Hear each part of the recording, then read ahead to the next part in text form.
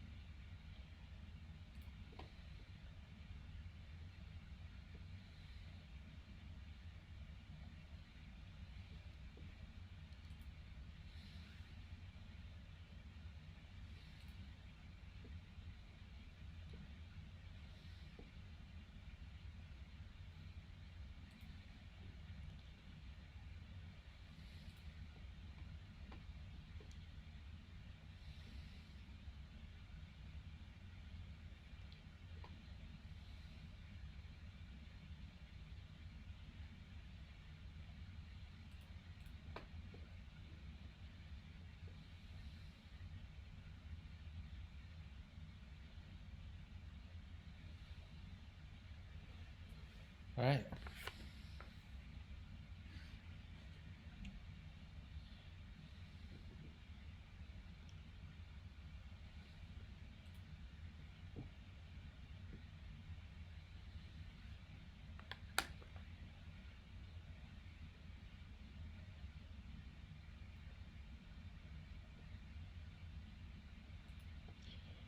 Um,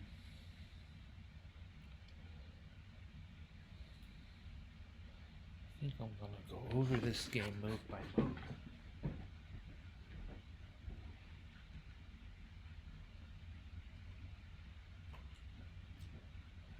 I'll turn the HVAC off. There should soon enough my voice will be clearer to hear on this broadcast.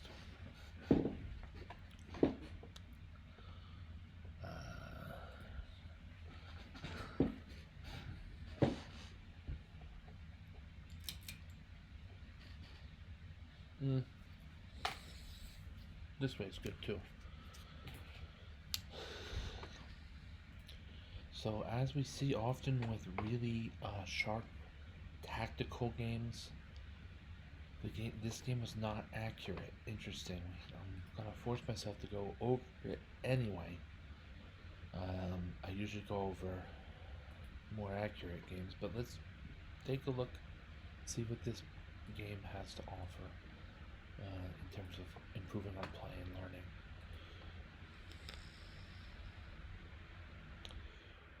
This is the Four Knights opening. This is the defining position of the Four Knights opening with white to move. This Bishop b5 is the Spanish Four Knights, and white will also often play here Bishop c4, the Italian Four Knights. Those are the two most common ways of proceeding from here. So I played Bishop b5. A6 is viable. There's nothing wrong with that move. It's a book move that forces the question to my bishop. Though I do often like to just trade on the c file, doubling pawns. It's usually considered best to double with the d pawn here. Though black will be taking away from the center. In doing so, black opens up his, her, or they lines for their light squared bishop, as well as some scope for the queen. So that advantage in development definitely more than offsets the relative way that the pawn can capture. Note too, of course, that the pawns will be doubled in either event. So it's really not that different, except that the bishop and the queen are made better by the capturing move d takes c6.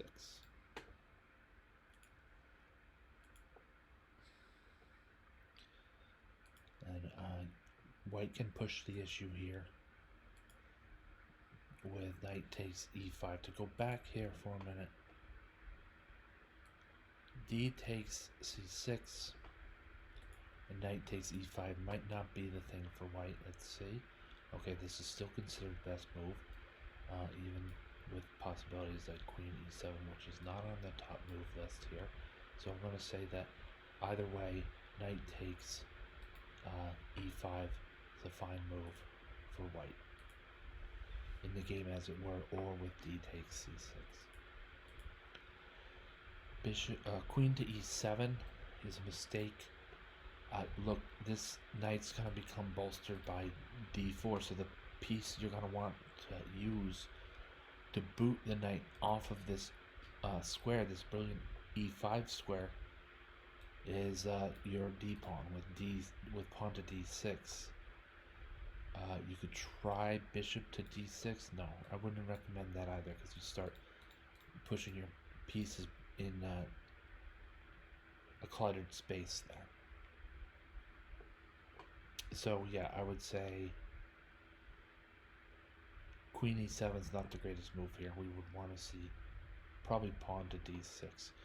the computer likes bishop d6. Okay, well then you can castle thereafter or something. But I think more natural, pawn to b6. So you have this central presence of the knight. I made this move, bishop to e3, and it's a blunder. Let's see, before we glance over at what the computer says it's a blunder. First of all, we can't capture on c5. We can't capture on c5. We'll lose our knight on e5.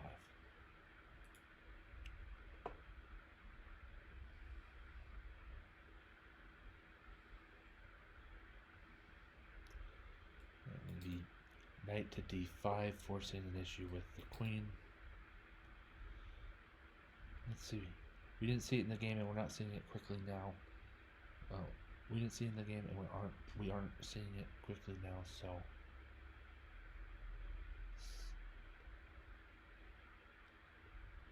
c takes d4.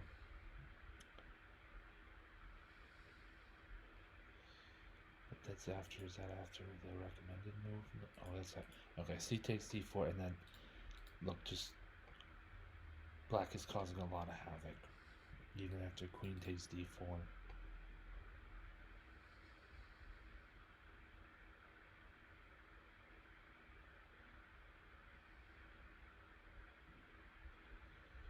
Okay, I don't know.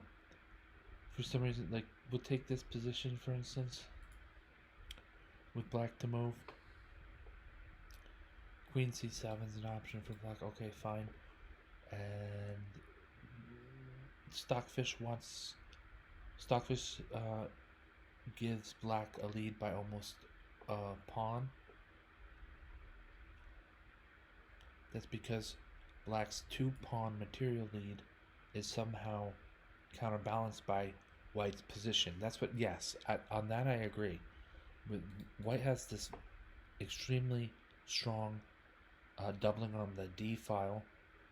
White's bishop on e3 is both currently protected should things get crazy, but is also very active and has a number of ways to make itself known on the chessboard.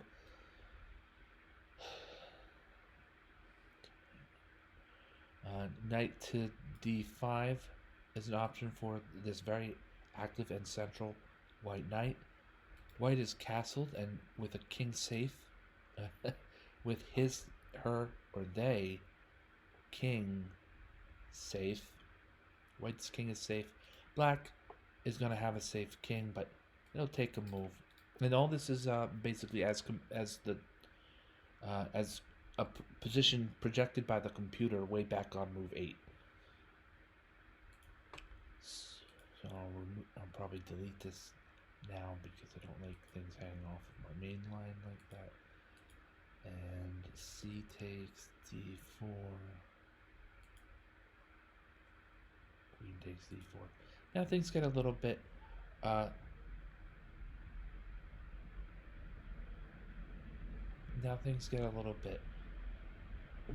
tricky here until about move 13. I feel at move 13 here for white I've found an advantage.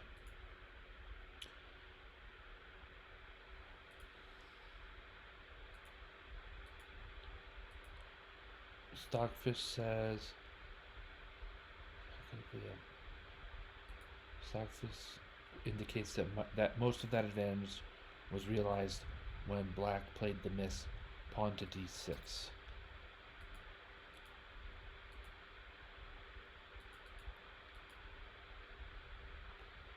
You can find the best result for yourself or look over at the computer's results.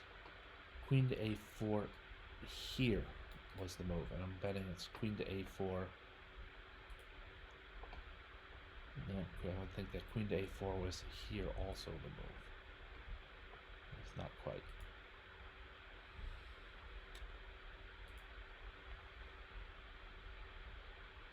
But eventually, white finds a way to win a lot of material.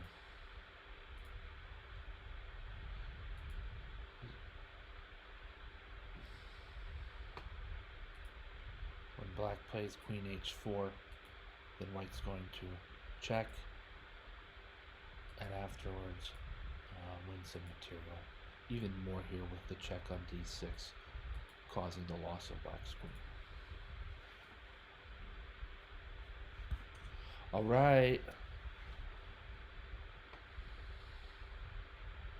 So that was that game. Let's play another game of chess. I'm going to...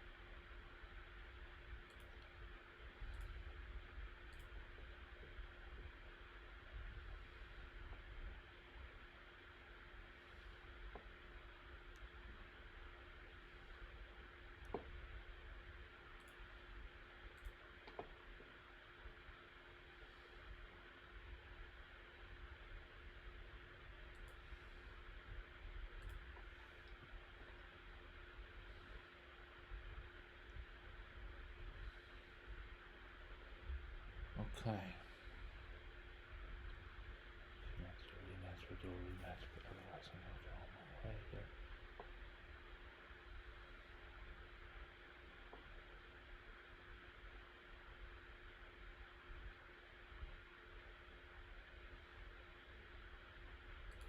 Okay.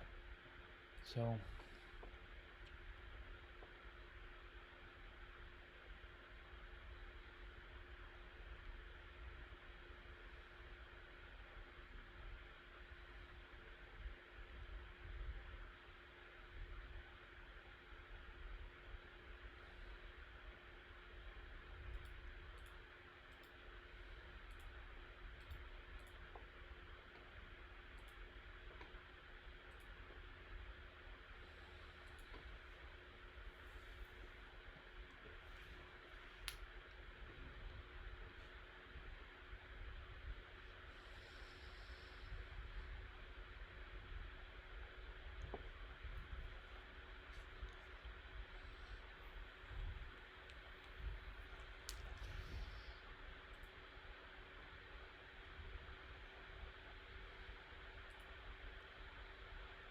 alright, so I had these 2 games in a row where I built different types of leads.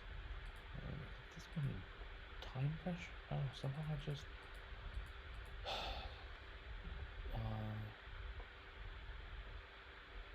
blundered into a draw. It's a stalemate here. This would have done well. This would have done well. Almost any move available to black would have been fine.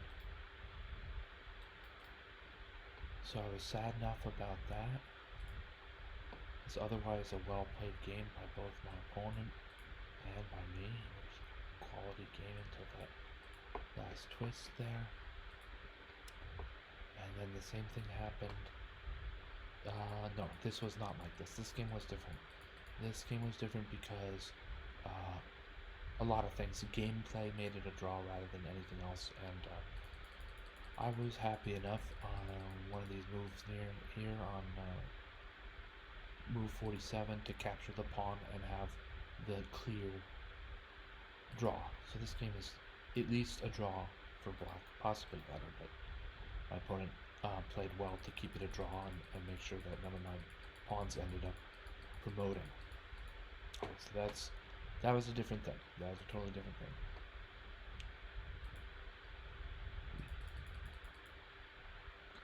And I played this game.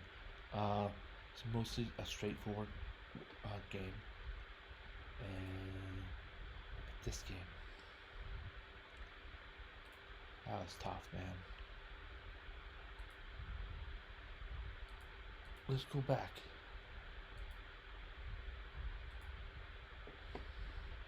One of the main characteristics of a good chess player is creativity. And to be creative, you have to have an imagination.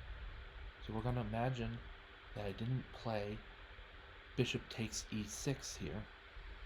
And instead, imagine the move, I don't know, king takes f6 instead. Alright, so we're not gonna give up our rook to capture this pawn on e7. We'll just make it the capturing piece, perhaps.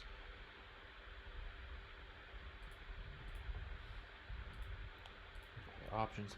Now, with this protection of a rook on a corner like this, but protected by some kind of stable piece here, like the king is protecting, look at what the rook does. Shuts off this part of the board from white's king.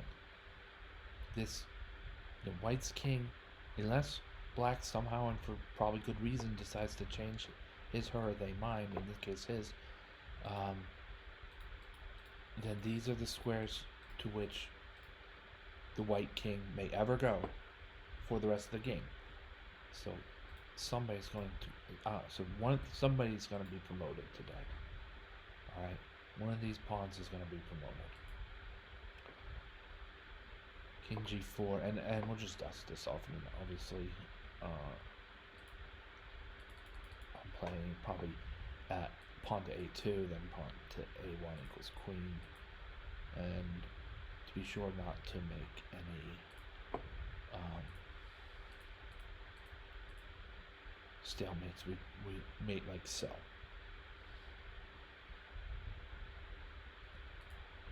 And then you know what else the bonus thing is about that? The last game, the last move of that game ended as a horrible stalemate. That miss will now not be there, right? It's not in this game in Imagination Land. So our accuracy score should go up as a result. Good. I mean, we deferred to Stockfish on that for sure, but I'm betting the accuracy score will go up for black after removing that miss and playing it out to checkmate, both adding to that accuracy.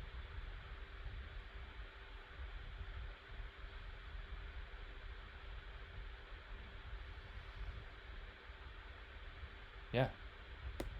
Look at that. What a wonderful and accurate game.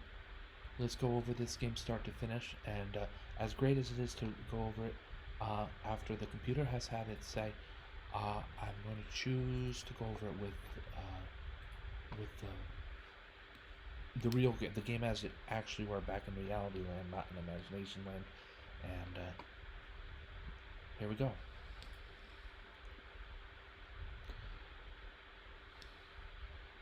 This is the Slav, sometimes called the semi-Slav. Just pieces developing naturally towards the center. Nothing too crazy yet. Here I capture with the knight.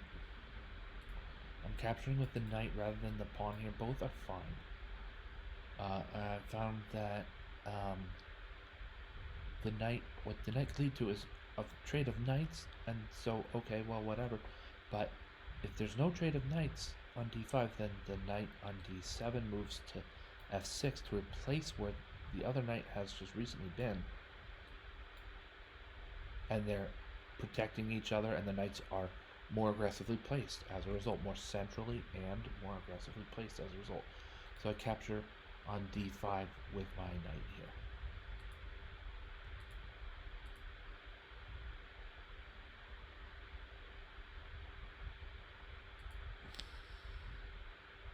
Pressure. Here I sense the opportunity to add pressure against White's pinned knight on c3. 1, 2, 3 points of pressure. If my opponent can deal with that somehow, then it's possible that I could add a third point of pressure, for instance, by maneuvering my knight on d7 to b6 to a4.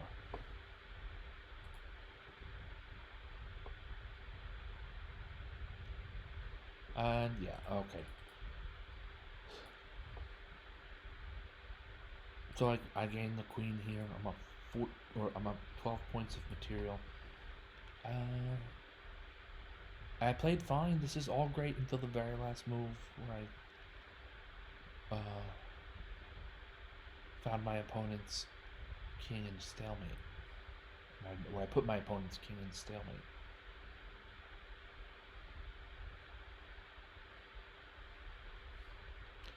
I would go over this, but this is how to play when you're ahead by a queen and a rook or something about that much. You trade pieces, and maybe I could have gone a little earlier for checkmate, like around here.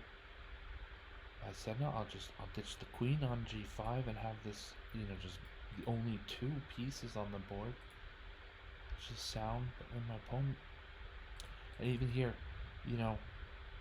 I capture this pawn on b2. It's the old tendencies coming to my side. Capture the pawn. I'll have a 1, 2, 3 walks to promotion instead of 0. But honestly, the safest thing to do here, from a practical level, rook g2, and just however these pawns turn out, they turn out. But that's fine for them, and we're going to just have promotion anyway. As we see, a 3-to-1 pawn majority will always create a passer. So, this is going to create a pass pawn, whether right away or not.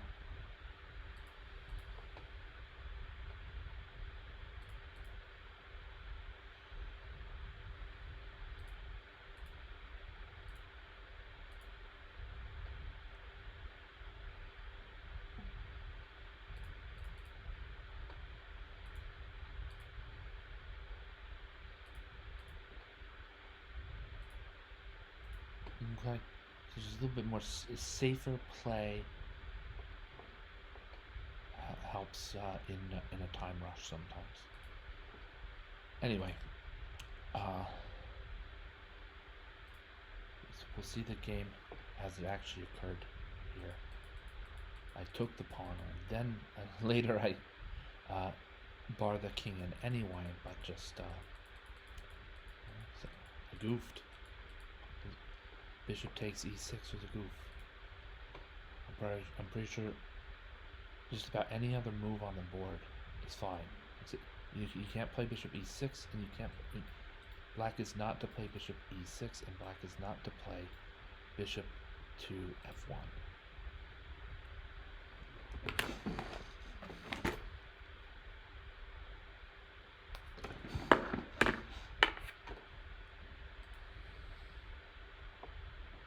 All right.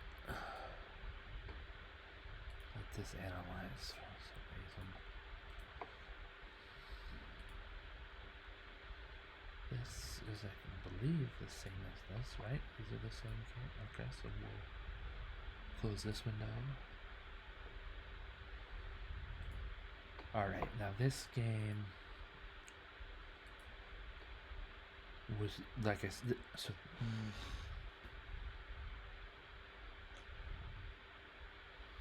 The trade of queens early is good for black.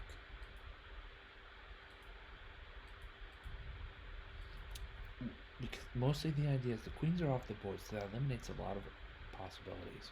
The king has moved, so no castling. The king is now protecting the c2 square, where we know that the f2 square is white's greatest weakness at start. And you're going to very often, as black here, aim to get your knight to either g4 or e4 and attack this c2 square. Maybe get this fork, maybe win the rook without this necessarily being a fork. But your goal here as black is take advantage of the f2 square, but also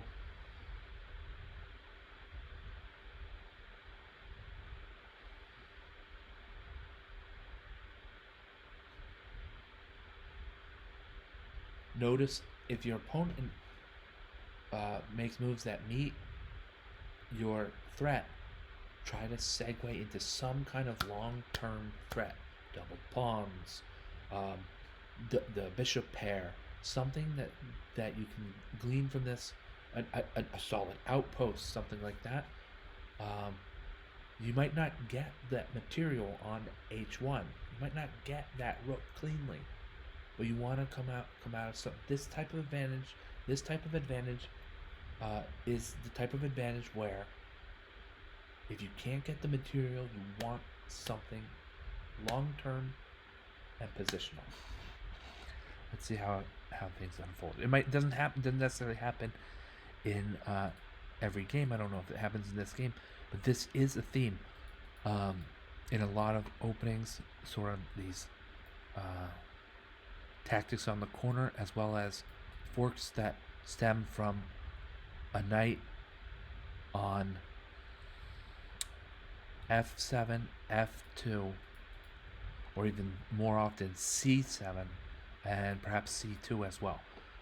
For this type of fork, we're mostly looking at c7. You're white, and you're gonna try to fork at c7, and then f7 is that's a whole other thing. But in this type of situation, you want to expose, perhaps you want to try to expose this square f2 as a square from which to fork both king and rook.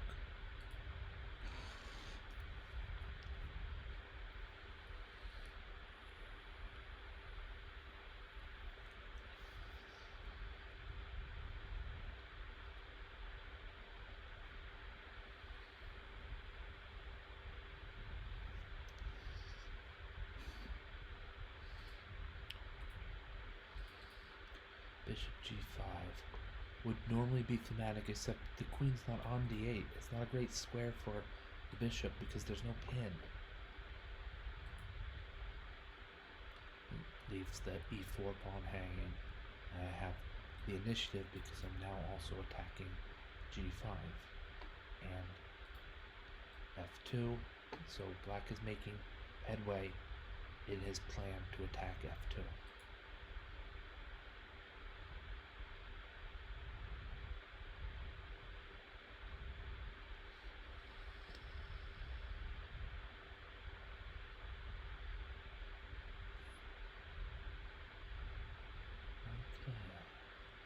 Come here and make a bit of a mistake.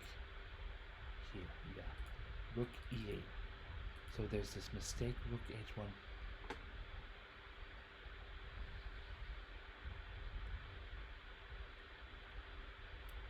See if you can find a better move for black.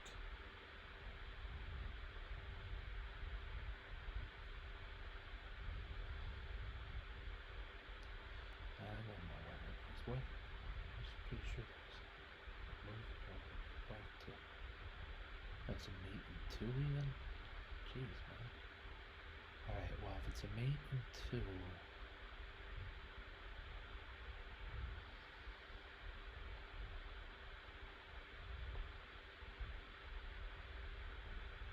Okay. Let's see. Bishop to a6 check.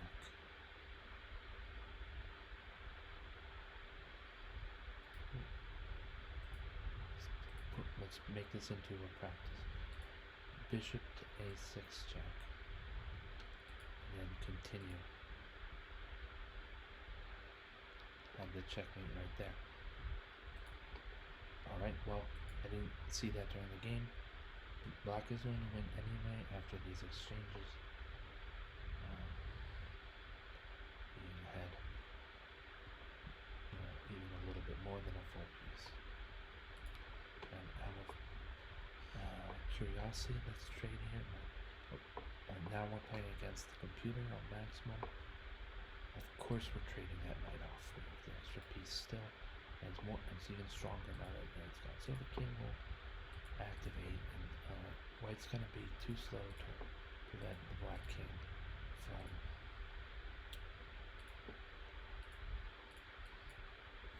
finishing off the matter we're talking about.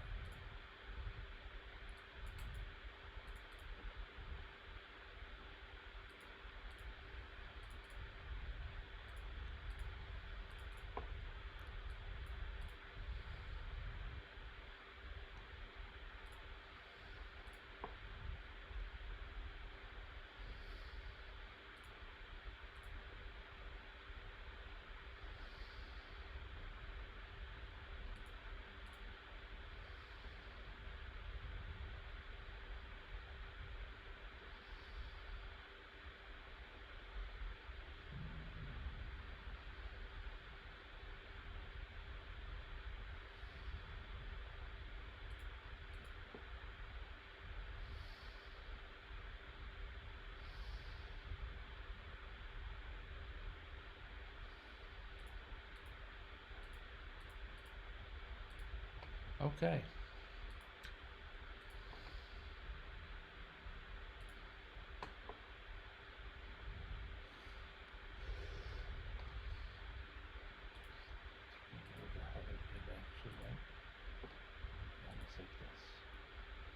My opponent resigned here.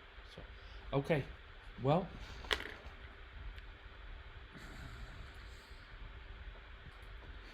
thank you so much for watching. I'm More Gravity. Have a great night.